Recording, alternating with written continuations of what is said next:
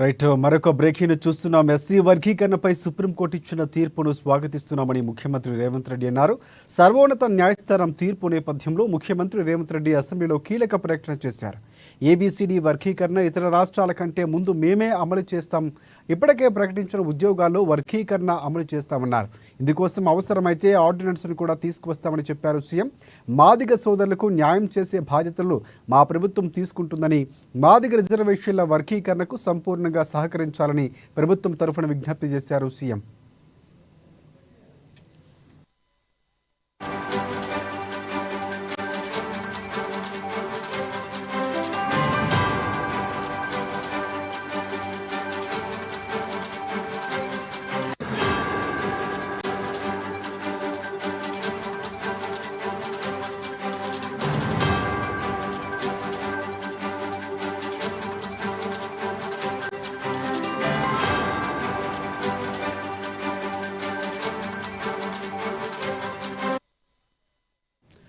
ఇక ఎస్సీ వర్గీకరణ కోసం 27 ఏళ్లుగా పోరాటం చేశారు. మాదిగ ఉపకులాల యువకులు దశాబ్దాల పాటు పోరాటం చేస్తున్నారని సీఎం గుర్తు చేశారు.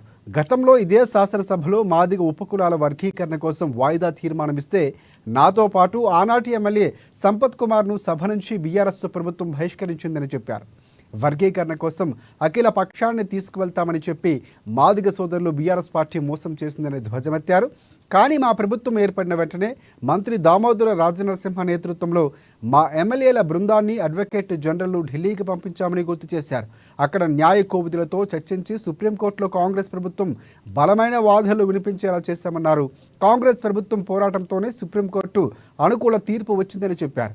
ఇక ఈ తీర్పును ఇచ్చిన రాజ్యాంగ ధర్మాసనానికి ధన్యవాదాలు తెలిపారు సీఎం రేవంత్ రెడ్డి.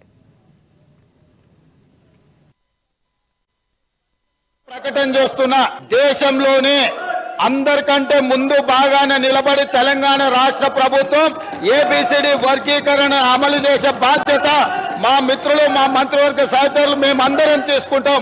అవసరమైతే ఇప్పుడు ఇచ్చిన ఉద్యోగ నోటిఫికేషన్లలో కూడా వర్గీకరణను అమలు చేయడానికి అవసరమైతే ఆర్డినెన్స్ తీసుకొచ్చి మాదిగ సోదరులకు న్యాయం చేసే బాధ్యత మేము తీసుకుంటాము. తెలంగాణ రాష్ట్ర ప్రభుత్వం తరఫున నేను స్పష్టమైన ప్రకటన చేస్తున్నా, దేశంలోనే అందరికంటే ముందు బాగానే నిలబడి తెలంగాణ రాష్ట్ర ప్రభుత్వం ఏబిసిడి వర్గీకరణ అమలు చేసే బాధ్యత మా మిత్రులు, మా మంత్రివర్గ సహచరులు మేమందరం తీసుకుంటాం. అవసరమైతే ఇప్పుడు ఇచ్చిన ఉద్యోగ నోటిఫికేషన్లలో కూడా వర్గీకరణను అమలు చేయడానికి అవసరమైతే ఆర్డినెన్స్ తీసుకొచ్చి మాదిగ సోదరులకు న్యాయం చేసే బాధ్యత